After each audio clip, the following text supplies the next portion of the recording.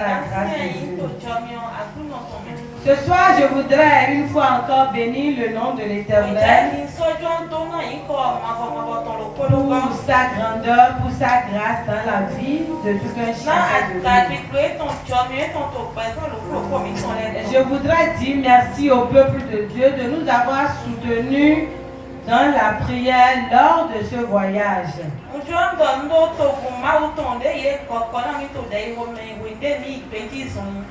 Nous étions à Kandi depuis le mercredi jusqu'hier.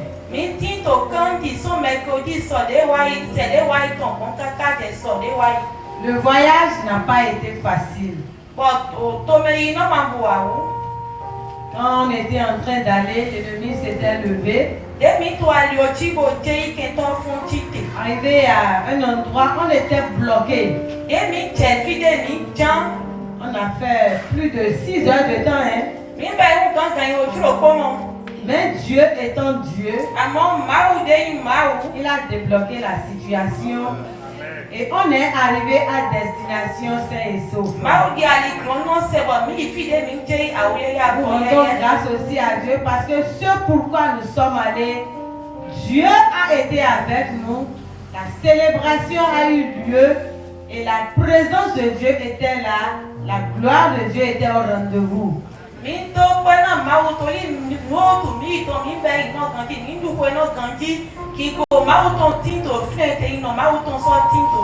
fut un moment arrivé là-bas, l'ennemi a voulu embrouiller les cartes.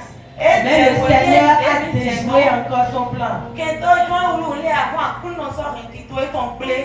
Nous rendons toute la gloire à Dieu. Nous sommes descendus hier dans la nuit profonde. La fatigue est là. Dans toutes ces dimensions.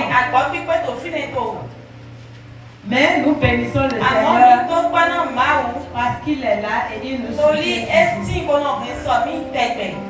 L'homme de Dieu n'est pas là ce soir. Il est en mission à Danto.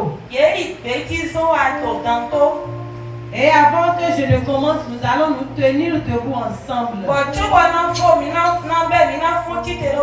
Nous allons prier, nous allons demander à Dieu de le fortifier. Nous allons demander à Dieu ce pourquoi il est allé là-bas. Que le Seigneur opère le miracle. Parce que ce n'est pas facile. Conduire d'ici jusqu'à Kandi. Et revenir encore. Voilà qui avait déjà un programme qui était là depuis. Et il faut aller aussi. Si le Seigneur ne te fortifie pas, ce n'est pas possible. Nous allons tous ensemble prier et demander à ce que le Seigneur le soutienne. Malgré la fatigue, que le Seigneur met la fatigue de côté et qu'il utilise son serviteur pour glorifier son nom.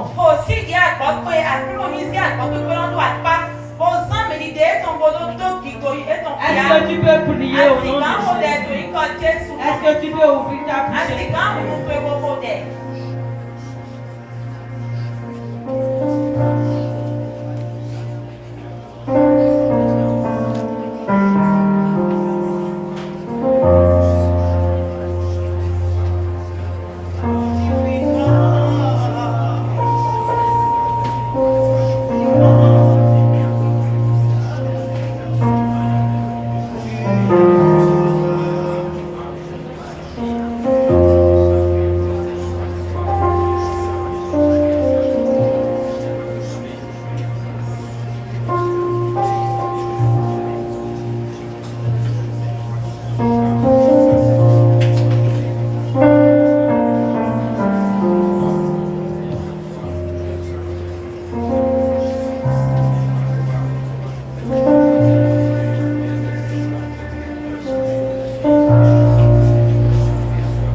Au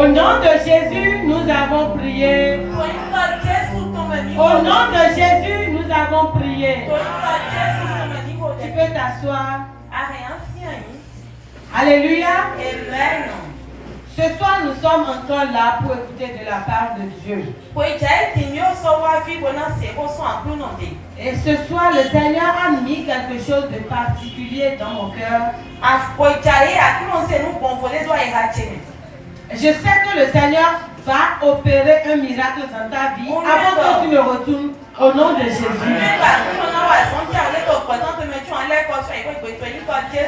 Ce n'est pas un long message. C'est un court, une courte exhortation, un court message plutôt. Et après cela, nous allons prier. Et s'il y a quelque chose dans ta vie qui doit être ôté ce soir, le Seigneur va ôter cela. Et tu seras libre. Et l'argent que Dieu t'a donné, tu ne vas plus dépenser ça à l'hôpital. Tu ne vas plus dépenser ça dans les médicaments. Mais tu vas utiliser ton argent pour bien manger, prendre soin de toi, pour la gloire de Dieu, et pour donner dans la maison de Dieu, au nom puissant de Jésus. Amen. Le thème de mon message de ce soir s'intitule La guérison divine.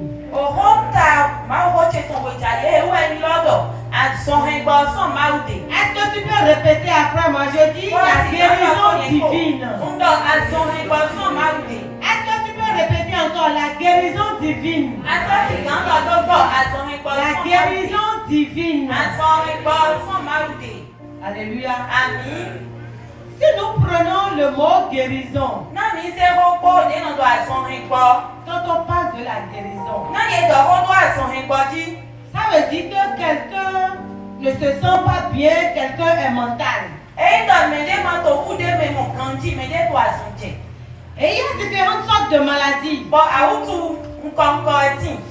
Il y a des maladies psychologiques. Il y a des maladies dans le corps. Et quand nous parlons de la guérison, ça veut dire que la maladie là doit être guérie. La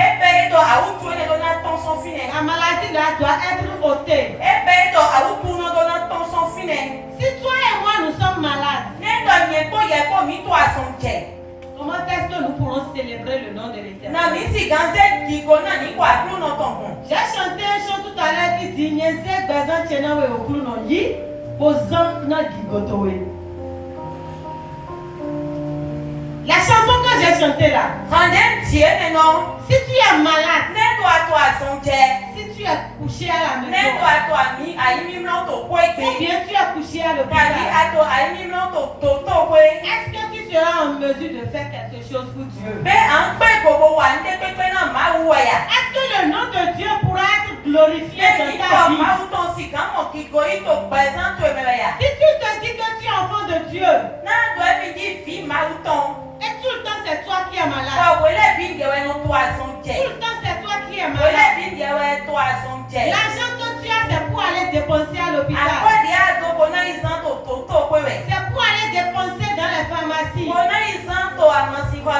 Je ne parle pas de se déparasiter, de c'est ce que nous faisons normal. Mais je parle de la maladie dans le vrai sens. Des maladies chroniques, des maladies héréditaires.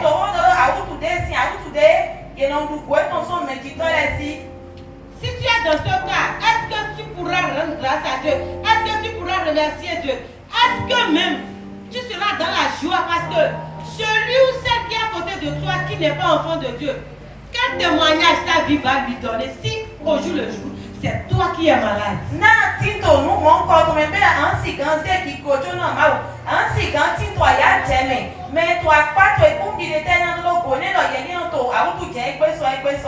La parole de Dieu nous dit quelque part que si Paul disait aux enfants de Dieu que je souhaiterais que tu prospères à tous égards. Comme prospère l'état de toi, c'est comme prospère l'état de ton corps, c'est-à-dire, il parlait de la santé aussi.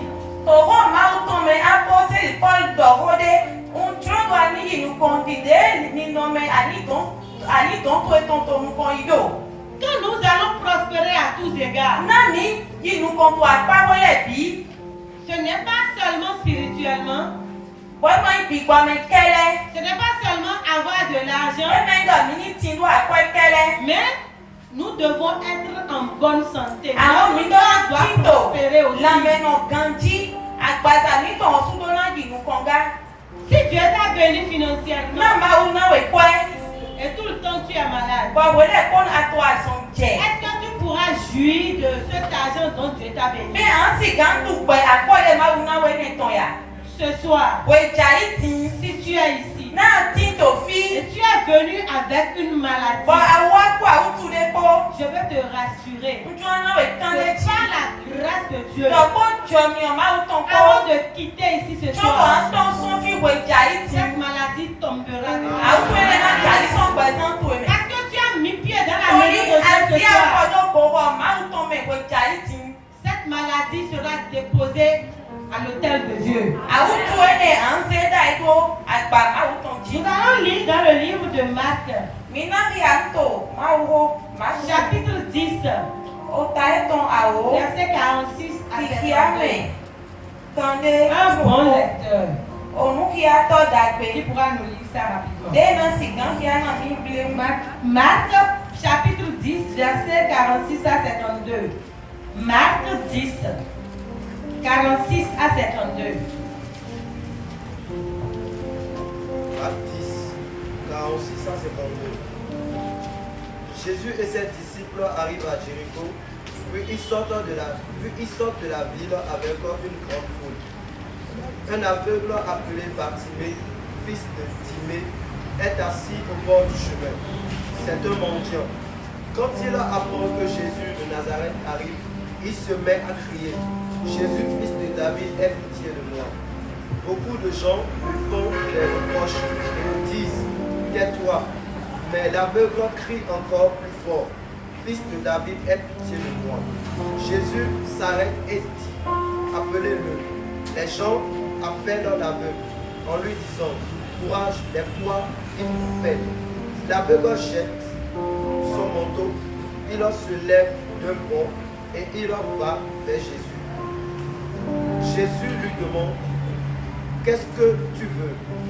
Qu'est-ce que tu veux? Qu'est-ce que je peux faire pour toi? L'aveugle lui dit: Maître, fais que je vois comme avant. Jésus lui dit: va, ta foi t'a sauvé. Aussitôt, l'aveugle voit comme avant et il se met à suivre Jésus sur le chemin. Alléluia. Amen. Que le nom de l'Éternel soit glorifié. C'est comme si nous sommes en train de faire l'habitude de nous lever quand nous voulons lire la parole de Dieu. N'oublions pas, c'est très important. Amen. L'histoire que nous venons de lire plus tôt, c'est une histoire que beaucoup connaissent, que nous connaissons. Et il s'agit ici d'un aveugle qu'on appelle Bartimée. Un aveugle qu'on appelle Bartimée. Ici, la Bible ne nous a pas précisé au moment où il était devenu aveugle précisément. Mais ce que nous savons, il a été aveugle pendant plusieurs années. Il a été aveugle pendant plusieurs mois. Il ne voyait pas. Et qu'est-ce qui s'est passé? La Bible nous fait comprendre que Jésus était en train de passer avec ses disciples. Et une grande foule l'avait suivi. Une grande foule l'avait suivi. Et en ce moment, Bartimée, fils de Timée, était assis au bord de la voie. Et il avait entendu parler de Jésus, que c'est Jésus qui était en train de passer. Il ne voyait pas. Pour qu'on puisse dire qu'il a vu Jésus passer. Mais il entendait que les gens disaient que c'est Jésus qui était en train de passer avec ses disciples. Et qu'est-ce que cet homme a commencé par faire? Il a commencé par crier. À vive voix, il criait. Jésus, fils de David, aie pitié de moi. Les gens étaient en train de crier sur lui, de l'arrêter, de le réprimander. Mais il n'a pas cessé. Il continue par crier. Pourquoi? Parce qu'il avait confiance en Jésus. Parce qu'il avait foi en Jésus. Parce qu'il savait que cette maladie qu'il était en train de traîner depuis des années, seul Jésus est capable de le guérir. Ce n'est pas quelque chose que l'on pourra guérir. Peut-être que ses parents l'ont déjà amené à l'hôpital fatigué. Peut-être qu'on lui a déjà acheté des produits fatigués. Peut-être même ils l'ont amené chez des guérisseurs traditionnels. Les guérisseurs traditionnels. Mais il n'y a pas eu gain de cause. Et il s'est finalement replié sur Jésus. Et il sait que c'est Jésus seul qui pourra venir à son secours. Bien vrai qu'il était aveugle, il entendait parler des miracles que Jésus opérait. C'est pour cela, malgré que les gens étaient en train de le décourager, il n'a pas perdu son courage. Il était toujours fort. Et il criait, Jésus, fils de David, aie pitié de moi. Jésus a entendu cela. Ça a touché son cœur. Et il s'est arrêté. Il a demandé à ce qu'on appelle cet homme. Et il a couru vers Jésus. Jésus prenant la parole lui dit, que veux-tu que je te fasse? Que veux-tu que je te fasse? C'est ce qu'il a demandé à cet aveugle. Nous irons dans le livre de Luc. Nous allons revenir sur ce verset encore. Luc chapitre 18, verset 35 à 43. Luc chapitre 18, verset 35 à 43. Un bon lecteur rapidement. Luc 18, 35 à 43. Comme Jésus approchait de Jéricho, un aveugle était assis au bord du chemin et mendiait. Entendant la foule passer, il demanda ce que c'était. On lui dit, c'est Jésus de Nazareth qui passe.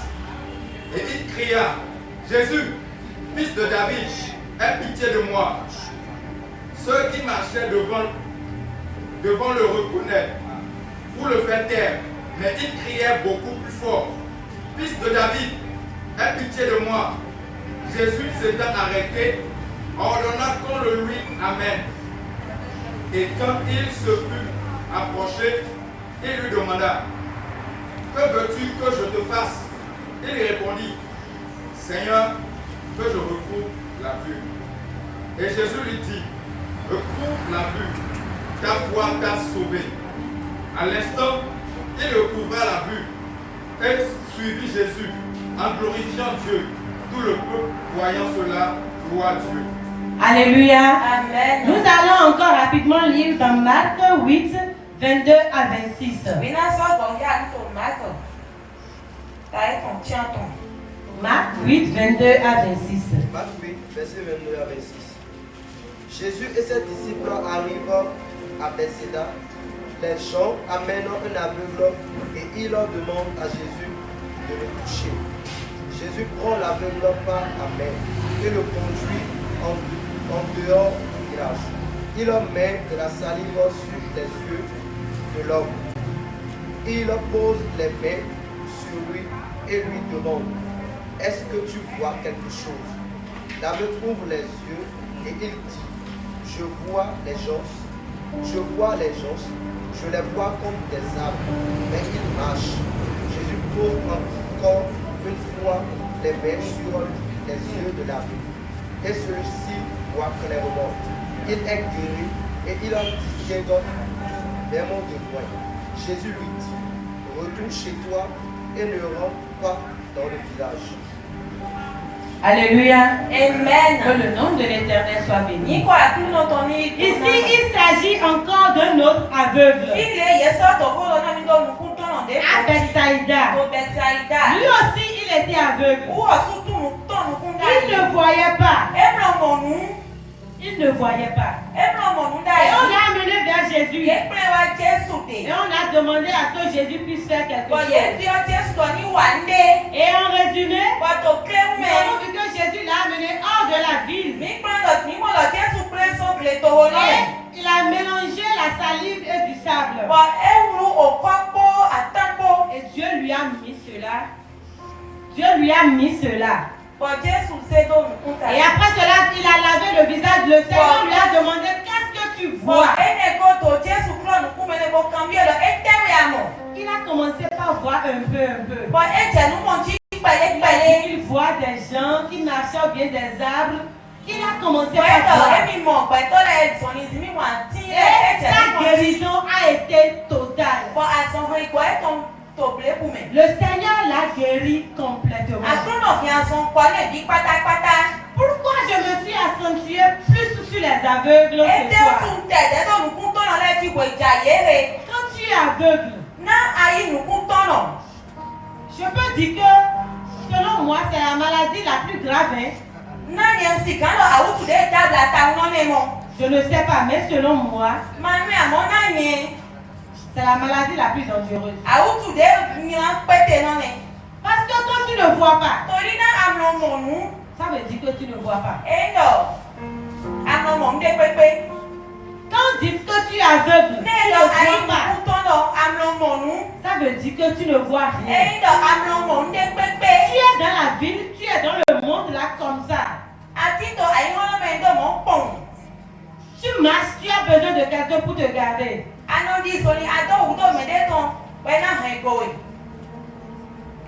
Tu veux faire quelque chose, tu as besoin de quelqu'un. L'habit qu'on te porte, tu ne connais même pas la couleur. Tu ne sais pas si c'est déchiré derrière. Et ton dos est ouvert ou bien ton banana est ouvert. Tu ne connais pas. Ce qui est encore plus grave, c'est la nourriture. Tu ne sais même pas ce qu'on te donne à manger. J'ai regardé un film la fois passée, ça m'a fait couler les larmes. Et c'est ce qui se passe dans notre monde d'aujourd'hui. Il y avait une jeune fille, très belle fille qui était aveugle. Elle ne voyait rien. Elle a doté d'une beauté extraordinaire. Elle peut même trouver un fiancé. Alors que sa copine qui est là, qui voit, qui a tout, n'a même pas de fiancé. Et la jalousie a commencé. C'est elle qui était là qui devrait donner la nourriture à sa copine qui est aveugle. Elle a apporté la nourriture. Mais qu'est-ce qu'elle a mis en haut de la nourriture comme poisson ou viande? C'est un lézard mort. C'est un lézard mort. Vous pouvez voir ce que je dis. Un lézard mort. Parce que c'est que son famille aveugle, elle ne peut pas voir. Elle va penser que c'est de la viande et elle va manger.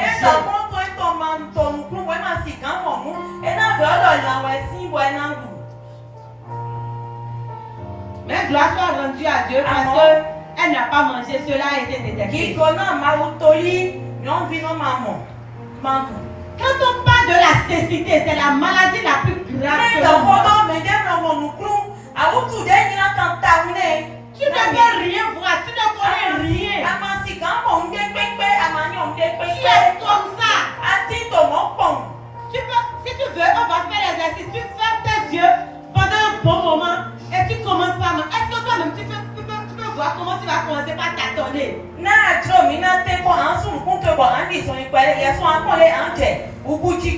Que le Seigneur nous vienne en aide. Je reviens sur notre première lecture.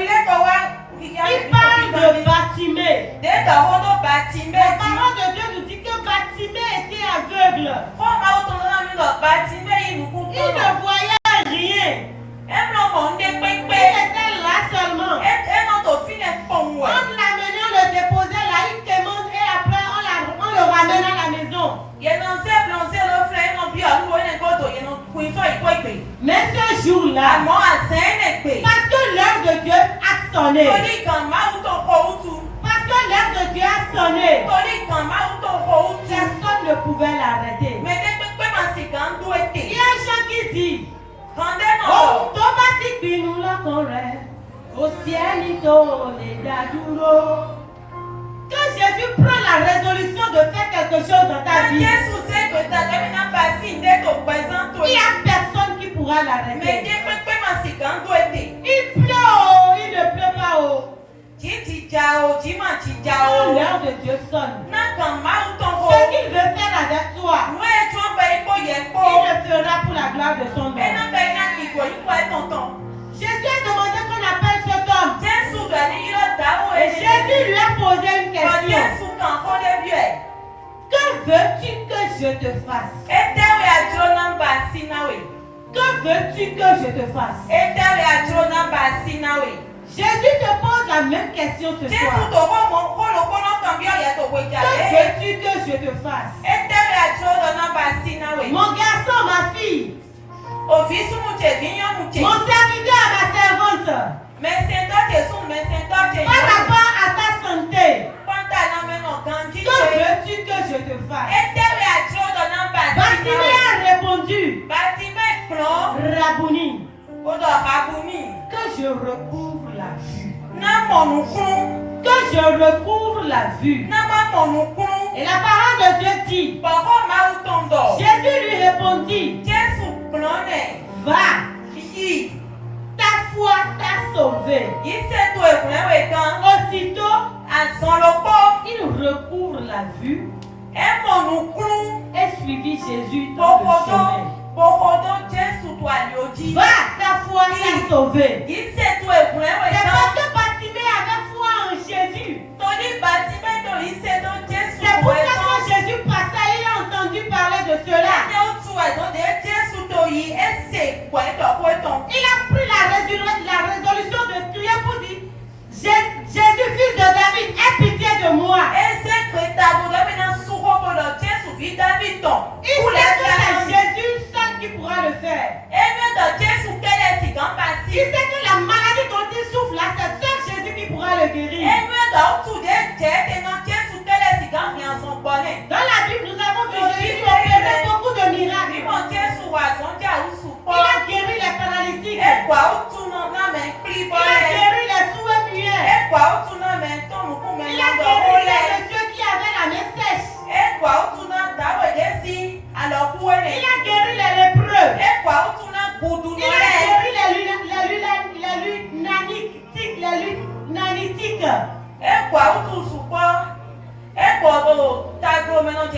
Le Seigneur a opéré beaucoup de miracles dans la parole de Dieu. Et je veux te dire ce soir que rien n'est impossible à Dieu. Rien n'est impossible à Dieu. Il n'y a rien que notre Dieu ne puisse faire. Que nous parlons de la guérison divine.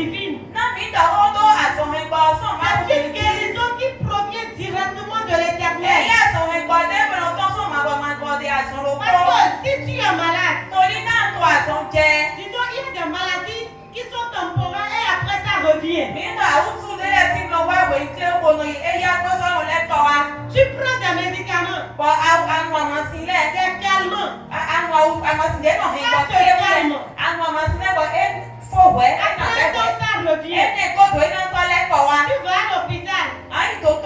Les docteurs font les soins. Tu te retrouves. Et après quelques temps, ça revient.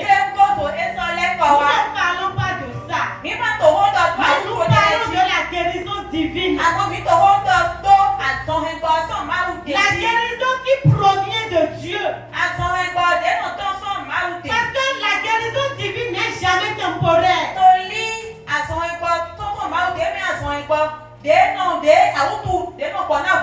Quand Jésus guérit, il guérit et c'est fini. Ça ne revient plus. Cet aveugle dont il s'agissait ici, quand Jésus l'a guéri, la parole de Dieu nous fait comprendre qu'il a été complètement guéri. On a pu retrouver quelque part dans la Bible qu'on nous a dit, après 10 ans, Bartimée est redevenu aveugle. Non. Et c'est de cette guérison que je te parle ce soir. Est-ce que tu peux avoir un peu de foi comme Bartimée? Pour que le Seigneur te délivre, le Seigneur te fasse sortir de cette maladie qui est en train de ronger ta vie. Tu prends ton argent pour dépenser dans les hôpitaux. Ce soir, ça doit finir. Quelle est cette maladie qui te dérange? Quelle est cette maladie qui est héréditaire que tu as reçue? Et quand tu regardes en arrière, tu peux voir que ton arrière-grand-père avait souffert de cette maladie. Ton grand-père souffert de cette maladie. Ton papa souffert de cette maladie. Et toi-même, tu as reconnu une chose. Ça doit finir ce soir. Je dis que ça doit finir ce soir. Ça doit s'arriver, ça doit s'arrêter ce soir. Arriver sur toi, les choses, les données doivent changer.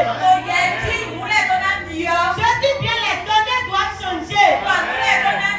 Toi, tu dois sortir de cette malédiction. Toi, tu dois sortir de cette malédiction. Cette maladie qui te rongeait depuis des temps. Peut-être que tu as quelque chose qui te dérange dans le corps. Et tu es fatigué de cela. Tu ne sais même plus à qui parler. Peut-être que tu as même honte d'en parler. Parce qu'on va toujours dire que c'est toi. C'est toi. Quelqu'un qui vient toujours vers le pasteur, vers les diacres, quelqu'un vous dit, priez pour moi, je suis malade. Ça doit finir ce soir. Ta santé doit prospérer. Quand Jésus était sur la terre, on n'a pas entendu qu'il a été malade dans les hôpitaux. Non. Parce que Jésus est notre Père. Parce que nous sommes co-héritiers avec Christ.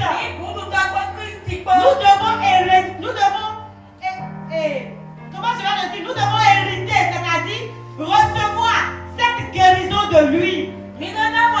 Parce que Jésus est resté en bonne santé. Nous, c'est un droit pour nous de rester en bonne santé. Oui, ça peut arriver, on peut être faible. On peut être fatigué. Mais tout le temps, c'est la maladie. Tout le temps, c'est la maladie. Au moins dans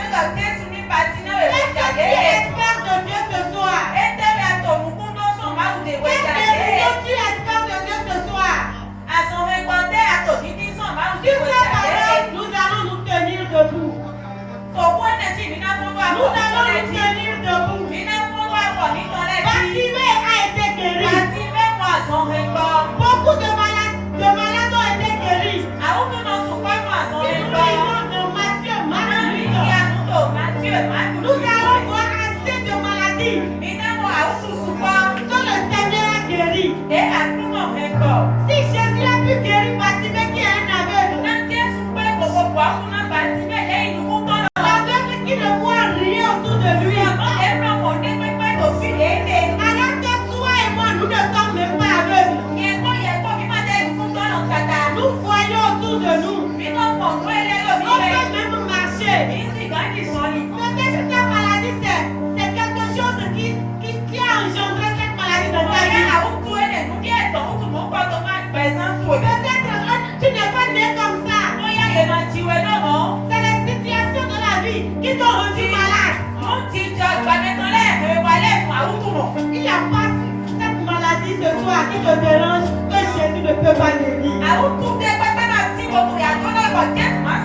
Je dis qu'il n'y a pas cette maladie que Jésus de Nazareth ne peut pas guérir. Et je répète, il a pu guérir Bartimée qui est aveugle. À qui on tient les mains avant qu'il ne fasse. À qui on donne à manger. Toi